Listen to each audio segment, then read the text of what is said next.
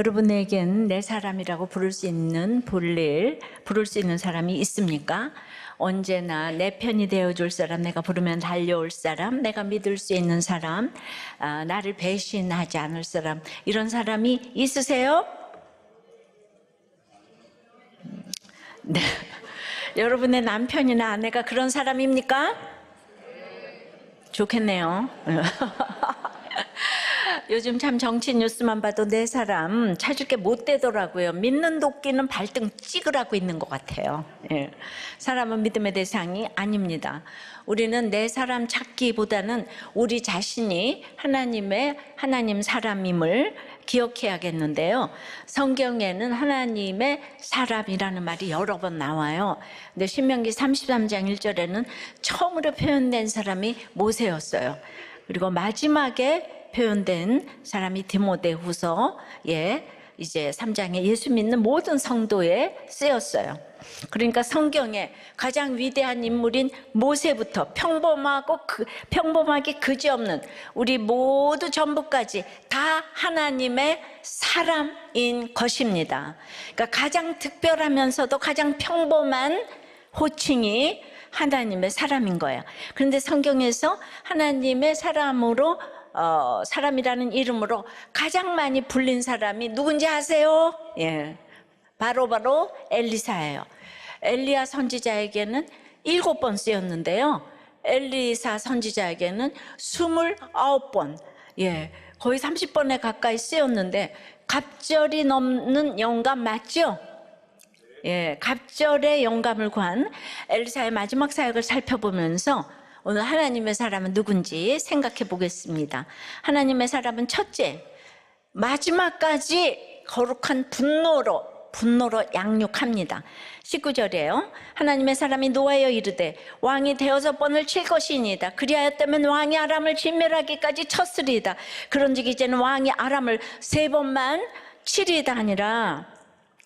지난주 엘리사가 14절에 죽을 병이 들어서 찾아온 요아스 왕에게 처방을 했지만 끝까지 순종하지 않고 3번 만에 그치는 그를 보며 마지막까지 이렇게 사명 감당하다가 분노하면서 갈 수도 있다는 것을 알았어요. 자기 생각으로 가득한 요아스를 보면서 애통하다 못해 화가 나는 거예요. 화살로 땅을 치라고 했으면 그냥 치면 되는데 왜 3번만 치고 마음대로 그치느냐는 말이에요. 이건 가족의 운명, 나라의 운명이 달린 일이에요. 정말 요아스 개인에 대한 것이 아닌데 아합 집에 이어서 예후의 집을 사로잡고 있는 강하고 질긴 죄에 대한 분노입니다. 죄를 향한 거룩한 분노예요. 하나님 편에 서서 하나님의 마음으로 죄악을 향해 분노하는 것입니다. 이 말이 뭔가 하면요, 거의 합격이 없잖아요. 그러니 3번만 참으면 되냐? 5번 참아야지. 끝까지 참아야 되는 거지. 참았으면 자다가도 떡이 생길 텐데 왜 그랬어? 이 얘기인 거예요. 그러니까 지금이라도 예수 믿어야 해. 왜 아직도 안 믿는 거야? 네가 진작 믿었으면 하나님께서 역사하셨을 텐데 그래도 지금이라도 믿어야 돼. 너 이혼하면 안 돼. 사표 내면 안 돼. 주식은 끊어. 화를 내며 소리를 치며 믿으라고 하며 마지막 사역하며 갈 수도 있다는 거예요. 나는 죽을 병에 걸렸어. 그런데 내 소원은 너희들이 예수 믿는 거야. 알았니? 이 소리 지르며 유언하고 죽었다는 거예요. 이렇게 이 세상을 떠났다면 결국 구원 때문에 살아도 죽어도 하나님께 영광을 돌리면서 가게 되니까 하나님의 사람이라는 것이죠. 근데 이게 쉬운 것 같은데 가장 어려운 일이더라고요. 지난번 우리 초호님 어머니도 그분이 똑똑하신 분인데 마지막에 자녀들 보고 유언하라고 하니까 그 절대로 못 하시더라고요. 근데 내가 이번에 그 하동균 집사님 거기 잠깐 이제 갔는데요.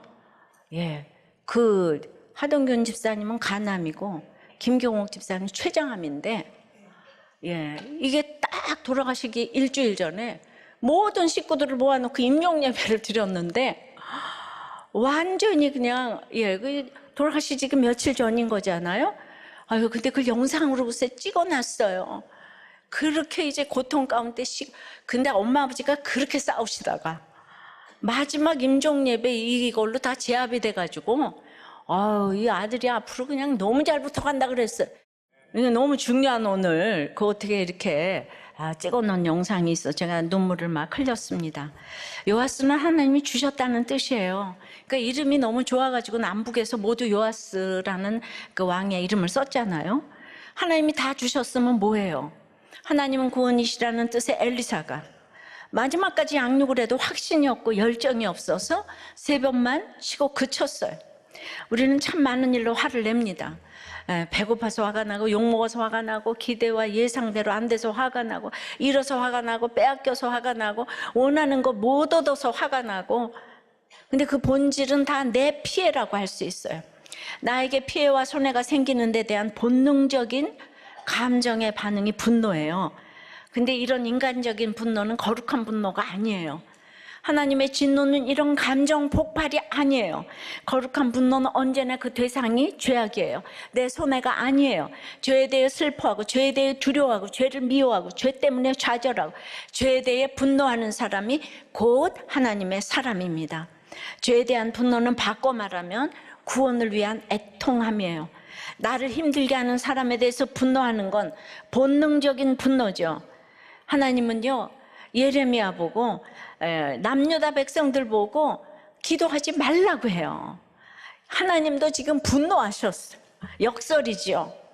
그러니까 성경적 가치관이 들어가고 하나님의 사람이 되면 내가 분노해야 될 대상이 나를 힘들게 하는 사람이 아니라 그 사람을 사로잡고 있는 죄라는 것을 그렇게 깨닫게 됩니다. 그러니까 그 사람은 구원받아야 할 영혼일 뿐임이 깨달아지는 거예요. 그러니까 그 영혼에 대해서 애통함이 생기는 거죠. 이런 마음으로 상대방을 주님께로 인도하는 것이 바로 양육이에요. 요새 양육이 한창이잖아요. 양육하시는 모든 분들이 이런 거룩한 분노와 애통함으로 양육하시기를 바랍니다. 그런 마음을 주시기를 원합니다. 그렇다고 마구 화를 내라는 건 아니에요. 예. 눈높이를 잘 맞춰서 지혜롭게 해주시기를 바랍니다. 모르면 좀 물어보세요. 목자님, 마을님, 초원님께 물어보세요. 우리가 누구를 양육시키잖아요. 그러면 사실 제일 양육이 되는 사람이 바로 양육자예요. 양육을 위한 수고가 결국 다 내 자신에게 돌아오지요. 양육은 주님의 말씀으로 하는 것이잖아요. 그래서 그 말씀이 내 안에서 자라나고 그만큼 나도 자라니까 주님이 메시지도 키워가시고 나도 키워가시는 것입니다. 그래서 하나님의 사람은 오늘 엘리사처럼 마지막 순간까지 양육에 힘씁니다. 그게 제일 중요하다는 것이에요. 우리는 요아스가 다들 3번 친 것만 해도 어딘데 왜 하나님의 사람이 노하시는지 이상하시다고 그러는 사람들이 또 있을 거예요. 그래서 내가 쉬운 예를 좀 한번 들어보겠어요. 예전에 이제 이 수요 큐티 모임 하면서 교회 시작했을 때인데 이제 제 책을 보고 은혜를 받으셨다고. 그러면서 1년밖에 기한이 없는데 그동안에 아들이 예수님 만났으면 좋겠고 신학도 했으면 좋겠다고 그래요. 그렇게 얘기를 하니까 그럼 아들이 와서 들어보면 어떻겠냐고 하니까 이분은 자기는 학력도 좋은데 왜 큐티가 안 되냐 그러는 거예요. 본인은 아무것도 안 깨달아지는데 그 모임은 다들 잘 깨달아지는 표정들을 그렇게 짓고 있대요. 다들 뭔가 쓰는데 자신은 쓸 게 하나도 없고 그러니까 지루하고 이제 재밌지도 않고 화가 난 모양이에요. 그래서 제가 그러실 수도 있겠네요. 근데 큐티는 얼마나 하셨나요? 그랬더니 딱 3번 했다고 하더라고요. 요아스처럼 3번만 치고 그치니까 그럼 이럴 땐 하나님의 사람이 노해야 되잖아요. 저는 이제 개척 초기라 무서워서 노하지 못하고 은혜 받았다고 하니까 아들이 와서 큐티 훈련을 받아보시라고 얘기했는데 이제 이분은 또 뭐라 그러냐면 우리 아들은 교회 잘 나가고 있고 충분히 은혜 받고 있어요 이러시는 거예요. 그럼 거기서 은혜 계속 받으시라고. 일단 저를 이렇게 아래로 놓고 보시는데 이런 분에게 이게 통하지 않는데 만약 1년 동안 와서 이게 뭐 성경 읽고 은혜 받고 가시라고 하면 이게 자칫 일파만파가 될 수 있는 거죠. 왜 지모임만 오라고 해. 저는 이제 지난 날을 생각해 보면 나는 어떻게 여기까지 왔는가. 처음부터 목회를 위해서 큐티 모임을 한 것이 아니기 때문에 이게 믿고 얘기를 하면 이상한 얘기를 하니까 날마다 말조심을 해야 했습니다. 성경을 내 이야기로 듣는 훈련이 안 되어 있기 때문에 그분은 성경이 성경이지 왜 사람 이야기가 들어가는가 하면서 그 다음 주일에 다른 데 갔는데 거기서 굉장히 은혜 받았다고 해요. 그래서 그럼 은혜 받는 데 가서 잘하시라고 했더니 그런데 은혜는 받았지만 그 한두 번 가본 큐티 모임이 성경을 많이 읽긴 1대0 이렇게 또 얘기를 하시는 거예요. 그러니까 도대체 이게 뭐예요? 이분이 지금 굉장히 노할 얘기를 많이 했잖아요. 그냥 목장 모임에서 이런 얘기를 드러내야 되는데 그때 제가 노하지를 못하니까 그게 좋은 선지자가 아닌 거죠. 그러니까 이제 우리 교인들이 이진호 집사부터 다 3번 치고 그치는 분이 많았던 것은 저의 탓이라고 할 수 있어요. 제가 야단을 못 쳐가지고. 아유, 집사님은, 목사님은 얼마나 야단 쳤는데 저런 얘기를 하시나 굉장히 분해할 것 같아요. 지금은 열매가 있고 교회가 있기 때문에 저도 제 편이 있어서 예전보다는 이제 많이 노합니다. 여러분은 죽을 때까지 화를 땅에 치다 가시기 바랍니다. 묵상을 많이 하면 지혜롭게 사람을 좀 대하는 것이 깊어지지 않을까 생각합니다. 그러니까 저는 이제 5-6번 치는 게 뭔가 하면 부족한 것이 많아도 그냥 오직 물귀신처럼 큐티해야 한다. 그냥 이 큐티해야 가정이 살아요. 그냥 외치고 청하고 또 청하는 거 잘해요. 여기까지 왔어요. 참 교양이 없어 보입니다.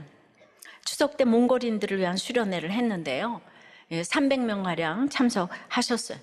그들이 솔직한 것 아주 좋아한다고 하고 통역으로 했는데도 몽골인들이 몽골어도 아닌데 한글 큐티인을 그렇게 많이 사더라고요. 너무 놀랐습니다.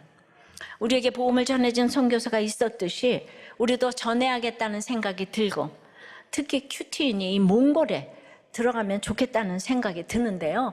하나님의 촛불이 인구 절벽의 한국에서 몽골 같은 곳으로 옮겨질지도 모른다는 생각을 그날 했어요. 모습도 한국인이고 아이도 많이 낳은데요. 한국에보다 교회보다 지금 아주 나을 지경입니다.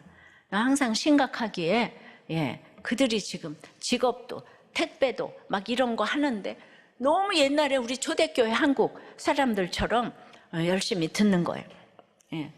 지난주는 또 군 선교사 수련회를 미니 목세로 강림 수도원에서 한 180분이 정도가 참여했는데 여기도 큐티인을 해야 된다고 부르짖고 부르짖었는데 제 이거보다는 목장 탐방에서 이 무장해제가 되셨어요. 너무 수고하셨고 감사해요. 그러니까 이런 걸 하기 위해서 그냥 쉽게 되는 게 아니에요. 군 선교사 수련회에 이 여자 강사가 간 게 처음 아니겠어요? 그러니까 얼마나 사단에 또 방해가 많겠어요. 시간 1시간만 더 달라고 제가 막 비라리를 하고 그냥 계속 그러니까 우리 부목사님들이 채통을 좀 지키시라고 지금. 그러니까 어디 가서 저는 이렇게 전할 시간 이렇게 많지 않기 때문에 저한테 시간 달라고. 이렇게 마지막까지 사명 감당하다가 가기를 기도합니다. 적용 질문이에요. 요즘 무슨 일로 누구에 대해 화를 내고 있어요? 죄악에 대한 거룩한 분노예요? 내 손해에 대한 감정적인 분노입니까? 여러분 요새 어떤 양육을 받고 있어요? 그만두려 하지는 않습니까? 거룩한 분노로 끝까지 마치겠습니까? 자, 하나님의 사람은 첫째 뭐예요? 마지막까지 거룩한 분노로 양육을 해요. 그러면 두 번째는 죽어서도 생명의 역사가 일어납니다. 자, 20절에 엘리사가 죽으니 그를 장사하였고 해가 바뀌면 모압 도적 떼들이 그 땅에 온지라. 자, 엘리사가 14절에 죽을 병이 들었어요. 근데 이제 하나님의 사람으로 요아스에게 분노하고 양육하다가 그냥 요아스가 달라지지도 않았는데 그냥 드디어 죽었어요. 엘리사의 마지막 장면입니다. 엘리야와 엘리사는 참 대조적이에요. 엘리야는 하늘에서 뚝 떨어진 것처럼 갑자기 등장해서 세례요한처럼 광야에서 까마귀 공개를 받다가 아합에 맞서 약 20년 동안 불꽃처럼 사역을 했죠. 바알과 아세라 선지자 850명을 불에 태워 죽였잖아요. 죽을 때는 또 어땠어요? 불수레와 불말과 함께 스펙타클하게 하늘로 승천을 했어요. 근데 엘리사는 어떻습니까? 부유한 농장 주인이었고 일하던 중에 엘리야의 부름을 받았어요. 출발이 땅이에요. 그리고 요람 왕부터 요아스 왕까지 50여 년 넘게 사역을 했는데요, 전국을 두루 다녔어요. 왕뿐만 아니라 수냄 여인, 이방 장수, 선지자의 제자 여러 사람에게 기적을 베풀었습니다. 그런데 말이죠, 엘리사는요, 결론이 죽을 병에 걸렸네요. 이 죽을 병이라는 말은 살지 못할 병이잖아요. 당연히 투병도 했으리라고 생각해요. 그러니까 엘리사가 내가 일은 더 많이 했는데, 기적도 더 행했는데 왜 나는 엘리야 스승님 같이 병거 타고 하늘에 못 가나. 갑절의 영감을 달라고 그랬으니까 죽음을 보지 않고, 병거도 금병거 타고 승천해야 되는데 병거는 안 타도 죽을 병은 안 걸려야 하지 않아요? 그런데 상으로 승천을 주시지 않고 죽을 병을 주셨습니다. 그리고 엘리야에게는 엘리사라는 불세출의 제자가 있었는데, 엘리사는 야망의 제자 게하시만 있고 이 요아스를 분노하면서 양육할 제자도 특별히 없네요. 그리고 그냥 죽어버렸어요. 이게 뭡니까? 짜내야 되는데. 단순하게 말하자면 엘리야는 하늘의 사람 같고 엘리사는 땅의 사람 같아요. 엘리야는 범접할 수 없이 고귀한 것 같고 엘리사는 좀 이제 낮고, 그러니까 좀 이제 가깝게 느껴져요. 실제로 엘리사는 아이들에게 대머리야 대머리야 올라가라 놀림받았어요. 카리스마 넘치는 엘리야에게는 어림도 없는 일이었을 것 같아요. 근데 이렇게 다른 두 선지자가 모두 하나님의 사람이에요. 누가 좋고 나쁘고 낮은 게 없어요. 예. 여러분은 어떤 유형의 하나님의 사람이 되고 싶으세요? 우리는 생각 자체가 기복적이라 엘리야와 엘리사를 비교하면서 엘리야를 더 대단하다고 여기기 쉬워요. 그렇죠. 우리는 엘리야의 하나님 찬송하잖아요. 엘리사의 하나님 없어요. 예. 그러면 엘리야처럼 죽고 싶으세요? 엘리사처럼 죽고 싶으세요? 예. 다 죽을 병 걸리기는 싫죠. 살아서 그대로 승천하고 싶지요. 누구나 하늘이 되고 싶지 땅이 되고 싶은 사람은 없어요. 1등만 좋아하지 2등으로 만족하는 사람 없어요. 그런데 말이죠, 엘리야보다 엘리사가 갑절보다 더 많이 하나님의 사람으로 불렸잖아요. 여긴 7번이고 여긴 29번. 이건 정말 구속사적인 메시지예요. 그리고 이 두 선지자의 발끝에도 미치지 못하는 우리도 하나님의 사람으로 불러주신다는 것 자체가 구속사입니다. 그러니 엘리사는 인기관리 같은 거 안 해요. 인생 마지막인데 왕이 찾아왔으면 조금 좋은 말 해주지, 그래야 장례식도 좀 잘 치러질 거 아니에요? 엘리사는 그냥 그런 게 관심이 없어요. 마지막 양육을 화를 내면서, 엘리사는 너무 한결같이 이상해요. 물이 없다는데 웅덩이를 파라고 하질 않나, 기름 한 그릇 남았는데 그릇을 많이 빌려오라고 하질 않나, 국에 독이 있는데 가루를 가져오라고 하지 않나. 계속 이상했는데 마지막까지 이상한 거예요. 이 말을 누가 듣겠어요? 정말 비상식적인 얘기만 해요. 처음부터 마지막까지 엘리사의 관심은 하나님의 말씀대로 가르치고 양육하고 살리는 데 모아져 있는 거예요. 그러니 죽을 병 가운데서도 투혼을 발휘해서 요아스를 양육해서 이스라엘을 살리고자 하는 거예요. 이것이 얼마나 엘리사의 슬픔으로 보이겠어요. 여러분, 죽는 모습이 아름다워야 하는 게 아니에요. 예. 그래서 우리는 엘리야를 너무 좋아하지만 예수님의 예표는 엘리야보다는 엘리사라고 하는 거예요. 예. 이 죽는 모습을 예수님도 더 비참하게 보여주셨잖아요. 그죠? 그래서 20절에 엘리사가 죽었어요. 그래서 그를 장사하였고 해가 바뀜에 모압 도적대들이 그 땅에 온지라. 마침 사람을 장사하는 자들이 그 도적대를 보고 그의 시체를 엘리사의 묘실에 들이던지매 시체가 엘리사의 뼈에 닿자 곧 회생하여 일어섰더라. 엘리사가 죽은 건 이스라엘의 불행이에요. 예. 3장에서 엘리사 때문에 모압이 이스라엘에게 크게 패했는데 엘리사가 죽자마자 도적대로 다시 나타나는 거예요. 하나님의 사람 한 명의 빈자리가 이렇게 큽니다. 맨날 잔소리하고 화내고 이상한 일만 시키고 그런 엘리사라고 생각했는데 말이죠. 이스라엘 왕들이. 그러니까 말 안 듣잖아요. 근데 그 사람이 바로 나라를 지켜주던 구원자였네요. 그죠? 이제 그때 마침 상을 당해 장사러 가던 사람이 그 도적대와 만납니다. 얼마나 다급했으면 가던 길에 한 묘실에 시체를 들이 던졌는데 그 묘실이 엘리사의 묘실이었는데요. 그런 계획이나 의도가 전혀 없이 그 시체가 엘리사의 유골에 닿자마자 시체가 회생하여 일어섰어요. 엘리사는 생전 많은 엄청난 기적을 행했어요. 수넴 여인의 아들을, 죽은 아들을 살렸잖아요. 그런데 죽을 병이 들어도 사명 감당하다 가니까 엘리사는 죽은 뒤 유골이 되어서도 죽은 사람을 회생시켰어요.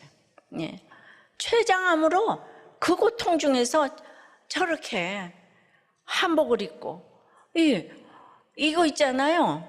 그거 쉬운 거 아니에요. 제가 그랬잖아요. 그 초님 어머니한테 예수 믿어라 이 얘기 한마디 해라. 절대로 안 하시는 거예요. 교회 다니시는데. 그래서 정말 우리는 그 고통 가운데 계속 찬양하고 갔잖아요. 이것이 여러분들에게 오늘 각인되시기를 바랍니다. 하나님의 사람은 죽었다가 살아난 사람이에요. 회생한 사람, 부활한 사람이에요. 그래서 하나님의 사람은 죽음 같은 상황에서도 낙심하거나 포기하지 않습니다. 우리 생명이 환경에 달려있지 않기 때문이에요. 무덤 속 마른 뼈처럼 되어도 피투성이가 되어도 살아냅니다. 우리 안에서 성령님이 생명을 끊임없이 채워주시기 때문입니다. 그래서 나는 내가 죽은지라도 사람을 어떻게 살려낼 수 있을까? 그런데 뭘 생각했냐면 책이 남으니까 이 말이 이해가 되더라고요. 제가 죽어도 제가 하나님의 사람이라면 제 책이 진짜 책이라면 2000년도 갈 거예요. 그 책이 여러분들의 손에 딱 닿으면 여러분들을 구원시킬 수 믿습니다. 책으로 은혜 받았다는 얘기를 많이 하시잖아요. 내가 그 책 때문에 이혼 안 했다, 죽지 않았다, 주식을 끊었다, 주식을 끊었다. 이렇게 내가 순종을 해야 되겠다 하면 이게 사람을 살려내는 것 아닙니까? 이 설교와 책이 남아있으니까 읽고 들으면 살아날 줄 믿습니다. 그러니까 살자화되면 무서운 거예요. 책에 합당한 인생을 제가 이제 살아야 되겠죠. 근데 이제 이 설교 이거 듣고 다 오니까 보세요. 연휴를 앞두고 이 설교 리플에 이런 리플이 올라왔더라고요.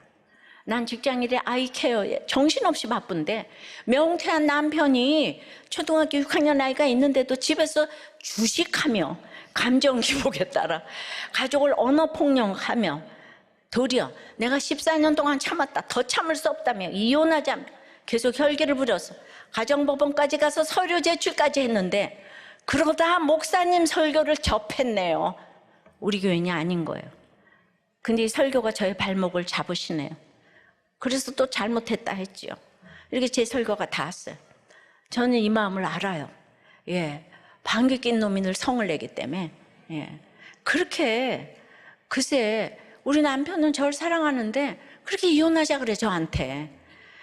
그게 또 다 자신이 없어서 이혼을 하자 그러는 거예요. 나는 이혼하자 소리를 한 적이 없어요. 이혼하자 소리 제가 해야 되잖아요. 매 맞은 제가 해야 되잖아요. 왜 때리는 사람이 이혼을 하자 그래요? 이 말이 오늘 닿기를 바라요. 그러니까 여러분, 그는 나보다 옳도다 구입했나요? 구태떨간 구입했나요? 적용 질문요. 엘리야처럼 카리스마가 있고 싶으세요? 엘리사처럼 편한 사람이 되고 싶으세요? 여러분이 죽을 병에 걸렸다면 낫는 것이 소원이겠습니까? 가족이 예수 믿고 천국에서 만나는 것이 소원이겠습니까? 우리들 교회가 TT 아울리치를 가는 것이 또한 죽은 자를 이렇게 닿게 하는 거예요. 살리는 거예요. 아프리카 르완다에 갔다 왔는데 르완다는 아직 여성을 너무 학대하고 하대하고 지방으로 갈수록 기가 막히고 기독교에 대한 핍박도 대단해서요. 아주 조심스럽게 갔다 왔는데 강간은 물론 한 끼를 해결하기 위해 몸을 파는 일도 흔해서 해마다 임신을 하고 아빠가 누군지도 모르는 아이들이 집집마다 가득하다는 거예요. 그 미혼모들이 모여서 사진을 찍었는데 거기 13살 아이도 있었다는 거예요. 이런 참혹한 환경에서 그녀들의 자립을 위해 염소를 보급하고 재봉틀을 교육하는 일이 미션 센터에서 이루어지는데, 이번에 간 모든 팀원들이 또 뭐 이혼도 하고 우울도 있고 공황도 있고 분노 조절 장애까지. 근데 그분들이 그냥 선교제 딱 갔다 오니까 다 뚜구쳤어요. 할렐루야. 근데 놀라운 거는 그 루안다에서 선교사님부터 지금 이제 복음을 전하기가 어려운데 거기 큐티인이 들어가 있다는 거예요. 그걸로 지금 양육을 하고 있어서 시간이 걸리겠지만은 굉장히 진짜 우리 큐티인 아프리카 끝에도 그거 가지고 이혼 안 했다는 사람이 꼭 있더라고요.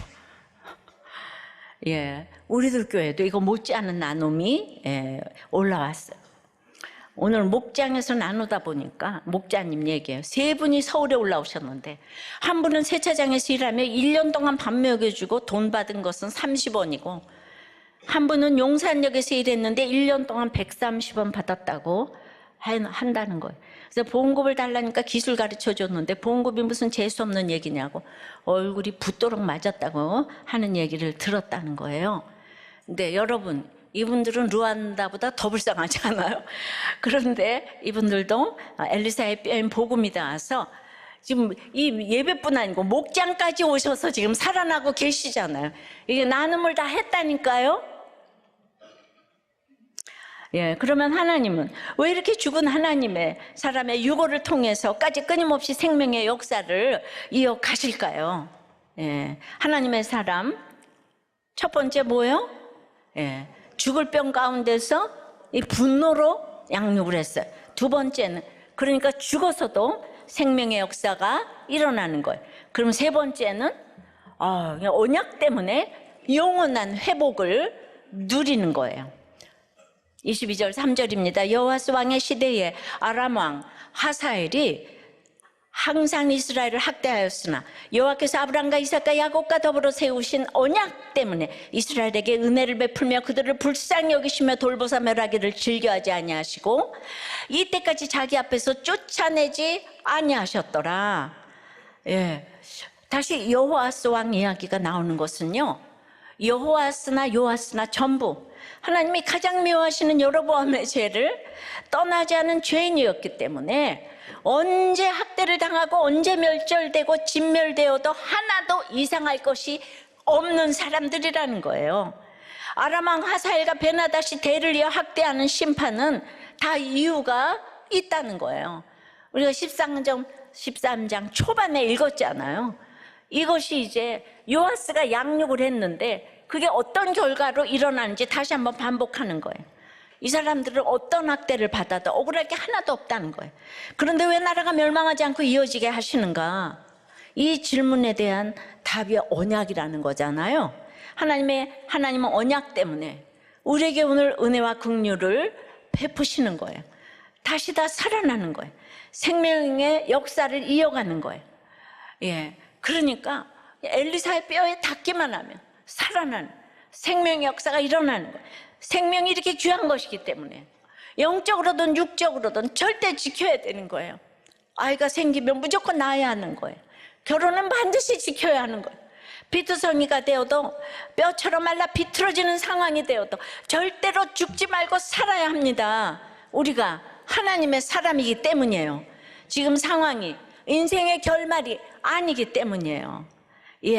자, 24절 5절에 아람의 왕 하사엘이 죽고 그의 아들 베나다시 대신하여 왕이 되매 요아스의 아들 요아스가 하사엘의 아들 베나닷의 손에서 성읍을 다시 빼앗으니 이 성읍들은 자기 부친 요아스가 전쟁 중에 빼앗겼던 것이라.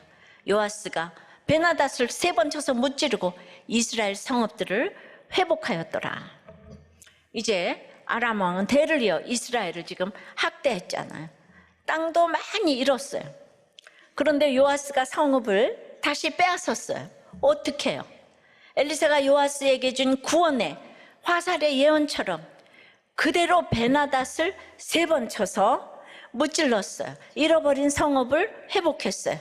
엘리사를 통해 주신 약속을 이뤄주신 거예요. 요아스나 백성이나 여전히 금송아지 섬기는 죄악 가운데 있지만 하나님은 언약 때문에 약속하신 말씀을 지키시기 위해서 이스라엘의 성읍을 회복시켜 주시는 거예요. 죽기 전에 분노하며 양육했던 요아스도 죽을 것 같은 상황, 시체처럼 된 고난에서도 지금 3번은 회생을 해요. 우리는 회복이라는 말은 듣기만 해도 좋아요. 특히 잃어버린 것을 회복하는 거는 막 너무 좋아하죠. 그런데요, 이 땅에서 회복한 건 반드시 또 이 땅에서 잃어버리기 마련이잖아요. 요아스가 되찾은 성읍은요, 그때부터 100년도 못 가서 전부 아수르에게 빼앗겨 버리죠. 나라가 없어져 버려요. 그런 이 땅에서의 회복이 목적이면 인생이 참 허무한 거예요. 여러분 이거 알아야 돼요.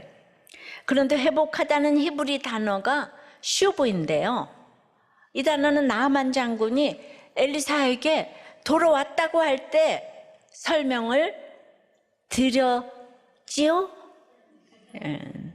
하나님께 돌아오는 회개의 의미가 있다고 했어요.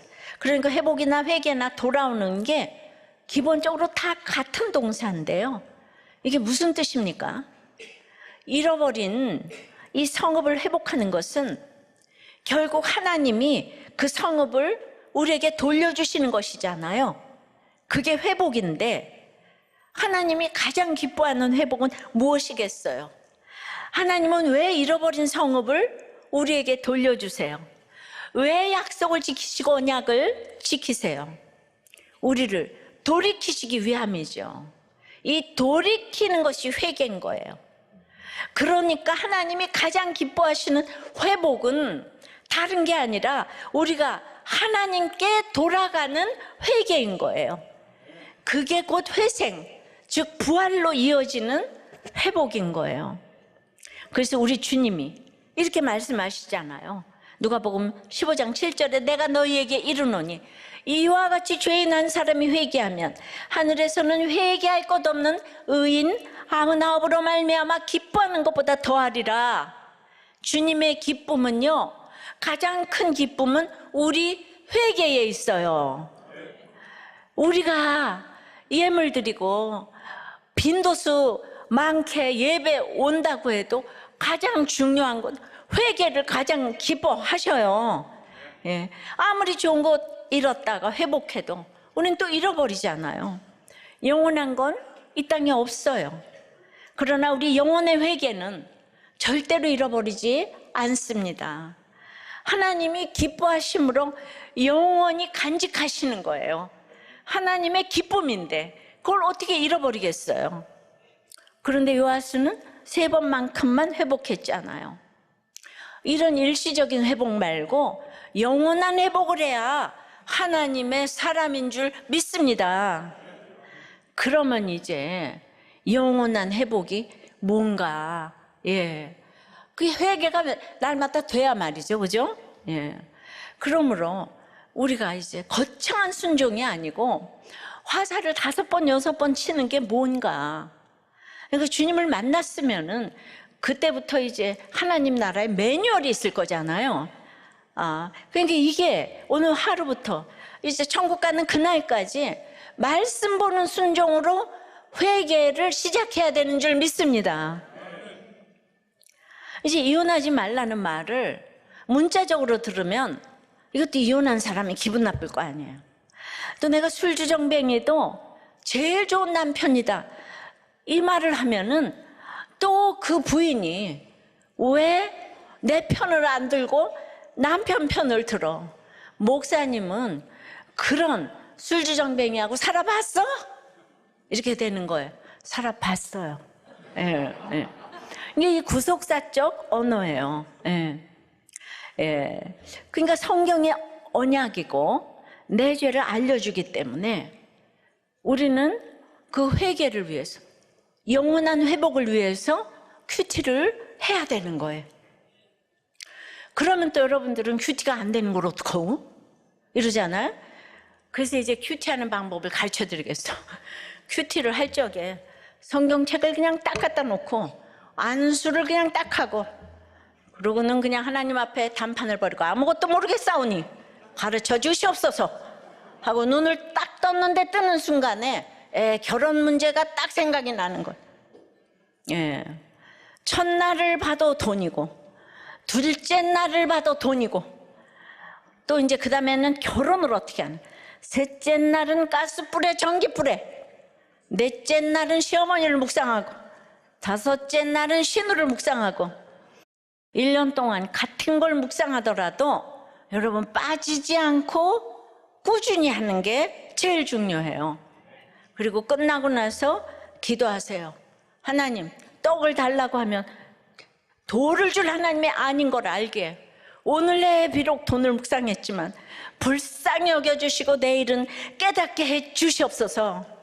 그리고 나서는 그냥 밖에 나가서 나 큐티에 딱 외치고 다니라는 거예요. 예. 시작하면서는 아무것도 안 깨달아져도 끝나고는 나 큐티했어, 이것 때문에 기분이 좋은 거예요. 예. 나는 큐티가 너무 안 되는 여러분의 위치에서 너무 생각하다가 이렇게 별걸 다 생각해 냈어요. 나의 이 고난을. 그리고 이제 큐티 노트에다가는 뭐를 쓰냐, 생각나는 게 하나도 없으니까 첫날은 돈, 두 번째 날은 결혼, 큼지막하게 쓰세요. 아, 그럼 내가 떠들으면 이날은 돈을 묵상했구나, 이날은 시어머니를 묵상했구나, 신우를 묵상했구나, 그날 써놓으세요. 하나도 생각나고 깨달아지는 게 없으면 그렇게 쓰라는 거예요. 그래도 그날 돈을 묵상했다는 게 어디예요? 안 하는 것보다 1000번 나요? 그래도 양심상 본문은 한번 읽으시고. 근데 이렇게 말씀드려도 계속 큐티를 안 하신다면, 예, 일시적으로 여러분에게 복을 주셔서 3번은 은혜 받아도 그 다음에는 더 큰 세력에 의해서 완전히 망할 수가 있습니다.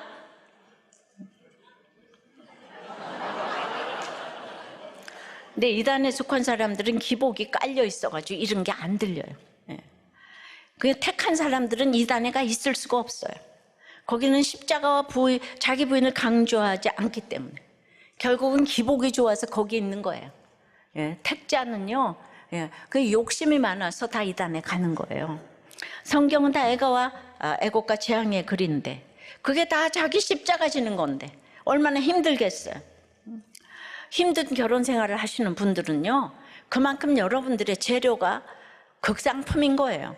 수준이 높기 때문에 하나님이 감당할 만한 형벌을 주시는 거예요. 예. 제가 아니 이 모든 걸 갖추고 매 맞고 왜 살아요? 예. 제가 매 맞았다는 것 때문에 은혜 받는 사람이 한둘이 아니에요. 그러니까 뭐 잘난 게 뭐가 있어요? 다 죽으면 썩어질 놈의 몸뚱이고 악하고 음란한 건 똑같은 거죠. 예. 저보고 근데 목사님 어쩜 그렇게 한 번도 빠지지 않고 큐티가 잘 되냐고. 예. 그래서 안 되는 사람 심정을 너무 모른다고. 예. 여러분, 환난이 주제가 되고 성경이 교과서가 되고 성령이 스승이 되어 새가는 거예요. 그러니까 환난이 없으면 사실 안 봐져요. 그런데다가 성경을 모르면 해석이 안 되고 성령님이 도와주시지 않으면 또 적용이 안 돼. 안 깨달아져. 그러니까 큐티를 하면서 항상 깨달음 적용, 이게 우상이구나. 근데 이 우상을 또 하려면 실천 적용을 해야 되잖아요. 그러니까 내가 오늘 쇼핑을 끊어야 되고 그 가게를 가지 말아야 돼. 이런 걸 이렇게 좀 써보시라고. 우리도 교회에서 다 해주시지만 그래도 큐티 안 하는 사람들은 맨날 어렵다 그러니까 내가 이렇게 쉽게 해줘도 안 하는 사람은 어떻게 해요? 예. 택한 사람은요, 그래도 이 말을 다 알아들어요. 적어도 지금 이 말 듣고 신경질은 안 내요. 예. 예. 이렇게 하다 보면 갑자기 어느 날 이만한 게 뭐가 하나 들어오기 시작하고 한 구절만 묵상해도 야, 내가 그렇게 해야 되겠다. 아니, 여로보암의 길이 나왔는데 아, 내가 지금 이제 당근회를 좀 안 가야 되겠네. 뭐 이런 걸 적용하는 거예요. 내가 안목의 정욕이 있지. 그럼 구체적인 적용은 당근이요, 싼 게 비지떡이 아니고요. 예, 그게 여러 개 사면 훨씬 비싼 거예요. 예, 그거 다 중독이, 당근 중독이 굉장히 심한 병이더라고요. 예. 그러니까 뭐 하나 적용하면 기뻐서 그 다음날 것이 또 봐지는 거예요. 그렇게 안수하고 보면요, 주님은 절대 떡을 달라고 하면 돌을 주는 분이 아닌 거예요. 여러분, 내가 하나님 오늘 돈 묵상했어요. 하나님 오늘은 건강 묵상했어요. 그렇게 쓰는데 그 이뻐하지 않겠어요? 그렇게 하는 그 성도를 이뻐하지 않겠어요? 하루도 안 빠지고 해보라고요. 거기다가 그냥 1년 365일 돈 써놔도 이뻐해요. 이거밖에 안 돼요. 그죠? 이게 회개의 구체적인 이 훈련인 거예요. 적용 질문이에요. 나는 일시적인 회복을 바랍니까? 영원한 회복을 바랍니까? 영원한 회복은 회개고, 회개의 실체는 날마다 큐티하는 것이란 것이 인정되세요? 회개하는 방법을 가르쳐 주는데, 택자는, 그래도 경건은 범사에 유익하니까. 육체 연습은 약간의 유익이 있지만, 이게 경건의 훈련이잖아요. 큐티 훈련이. 그럼 범사에 유익하다 그러잖아요. 해석이 되는 거잖아요. 오프라 윈프리는 5,000명을 인터뷰하면서 알아낸 인생 역전의 3가지 원리가, 내가 누구인가? 또 내가 원하는 것이 무엇인가? 항상 올바른 것을 해야 된다. 그럼 내가 누구인가의 답이 오프라 윈프리가 다 얘기. 나는 하나님의 자녀다. 하나님의 사람이다. 이게 최고로 성공하는 1번이래. 하나님의 사람. 내가 원하는 것은 기여할 것을 찾아야 된다. 이거 사명이잖아요. 올바른 거. 당신이 옳도다가 가장 올바른 거죠. 그럼 올바른 걸 하면 올바른 것이 나한테 온다는 거예요. 이렇게 하나님 사람이 되시기를 바라요. 청년부, 이 23살, 요새 양육 숙제, 아빠가 바람을 펴도 이혼하지 않고 있으니까 이 가정 회복에 기회가 있는 것 같아서, 이혼은 무슨 일이 있어도 막아야 할 것이 분명하다고 이 청년이 썼어요. 아빠가 외도 사실이 드러나 집을 나가셨을 때, 그냥 엄마는 가족 사진 액자를 칼로 찌르고 그냥 우리를 하나도 신경 쓰지 않고 혼자 슬프다고. 첫째 동생은 매일같이 학교를 조퇴하고 교회를 욕하고 하나님을 부정하고, 막내는 게임으로 도망치고, 나는 엄마가 일 나왔을 때 할 수 없이 동생들 밥을 차려 주었는데, 잠만 자면 악몽을 꿔서 소리 지르는 엄마와 분노에 가득 찬 동생과, 그리고 나는 내 학비까지 책임져야 하는 이 현실이 너무 벅찼는데, 그래도 나까지 무너지면 안 되겠어서 집을 나가지 않고 분노와 슬픔을 억누르며 살았는데 자기 연민에 빠져 살았다는 거예요. 근데 돌탕집탕 설교를 들으니까 재산 때문에 집에 있었던 탕자처럼 사실 내가 있었던 것은 헌신도 아니고, 나도 집 나가 갈 곳도 없고 돈도 없으니 어쩔 수 없이 계산적으로 집에 있었다는 것이 깨달아졌대. 이런 거 이렇게 깨닫는 게 참 중요해요. 그리고 다 왜 이렇게 우리 집은 이상한가 했는데, 우리 집 식구들이 모두 힘들고 어쩌고 해도 자리를 모두 지켰다는 것이 깨달아졌다는 거예요. 그렇게라도 뭐 게임하고 어쩌고저쩌고 해도 자리 지키면서 목장과 교회에 붙어 있었다는 거예요. 늘 하나님 아버지가 함께하고 계셨음이 느껴져 눈물이 났대요. 그러니까 뭐 주식을 하고 뭐건 교회만 붙어 계세요. 교회를 떠난다 그래요, 여러분. 어쩌려고. 그래서 아빠가 집을 나간 후 처음으로 아빠가 저녁을 먹자는 말에 너무 아빠 얼굴 보는 것조차 싫어서 막 그냥 울면서 가다가 차에서 내렸는데, 엄마는 갑자기 아빠를 그렇게 미워하다가 그냥 제일 우선순위가 아빠라고 이래가지고 너무 서러웠다는 거예요. 언제는 그렇게 미워하더니 아빠가 1번 순위다.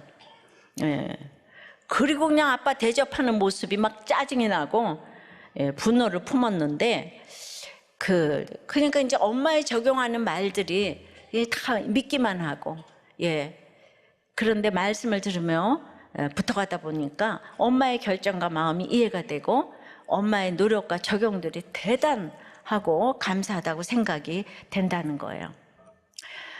저는 집에서 집탕이기 때문에 늘 정죄와 판단, 자기 연민으로 죄를 지었는데, 여러분, 하나님의 사람은요, 정죄를 하는가 안 하는가, 정죄와 판단을 하면 하나님의 사람 아직 아니에요. 예, 정말 그렇게 정죄와 판단을 할 수가 없어요. 처음에는 아빠가 돌아와 목장에 참석하기만 바랬는데, 와서 목장에 참석을 하니까 또 감사함이 사라져가지고 또 다른 기대와 욕심을 가지게 된다는 거예요. 그 아빠와 엄마의 부부 목장 나눔까지 올려줬는데, 아빠의 나눔이 저는 100% 죄인이에요. 아내가 아침마다 말씀을 묵상하고 자신을 억누르고 이야기하는 것을 느끼지만, 그럼에도 불구하고 또 여전히 사소한 것으로 싸운다는 거예요. 그 아내가 어제도 대단한 일이 있었는데, 둘째와 셋째가 인터넷으로 안경테를 주문했는데, 이제 아빠 퇴근 시간 맞춰서 밥을 먹겠다고 해서 다 같이 나갔다는 거예요. 그런데 둘째 셋째가 뒷자리에서 안경테를 뺏어가지고 둘이서 싸우는데, 어마어마하게 싸우니까 사과를 해야 되는데 큰 가족 싸움이 일어나가지고 싸우고 일어나서 다 집에 간다고 하고 밥도 못 먹고 다 집으로 이제 갔어요. 남편이 아무 말도 안 하겠다고 하다가 감자탕 3인분을 사서 집에 가자고 제게 말해줘서 너무 고마웠습니다. 우리 남편이 그렇게 말한 것은 대단하다는 것을 제가 알고, 나 혼자 이 사람이 이제는 안 나가고 같이 살려나 보다, 이게 느껴졌다는 거. 예, 우리는 하나님의 사람은요, 이렇게 자녀 눈치 보고 남편 눈치 보고 구원 때문에 아주 그냥 칼날에 물방울처럼 적용하는 것이 하나님의 사람이라는 거예요. 그러니까 화를 내도 가출을 해도 집에 붙어만 좀 있어요.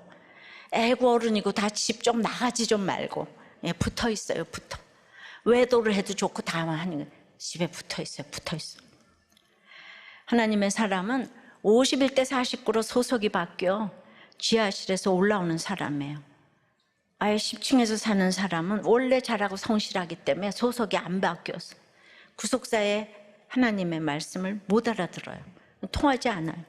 중독과 음란에 연관된 사람이라도 예수 믿고 올라오면 도리어 통합니다. 그러니까 여기 하나님의 사람의 슬픔이 있는 거예요. 근데 이 한 사람의 하나님의 사람이 있으면, 죽어서도 모든 식구들이 돌아오게 될 줄 믿습니다. 그래서 늘 제가 한 사람을 찾아요. 말씀 맺습니다. 하나님의 사람은 마지막까지 이 분노로 양육을 해요. 분노하다가 양육하다가 그냥 죽어버렸어요. 굉장히 깨달은 게 많아요. 근데 죽어서 생명의 역사가 일어납니다. 그리고 내가 큐티하니 언약 때문에 나는 이 회개로 인해서 영원한 회복을 누린다고 해요. 그래서 우리는 이제 정말 우리는 하나님의 언약 안에 있는 이 축복의 통로에 찬양하고 기도합니다.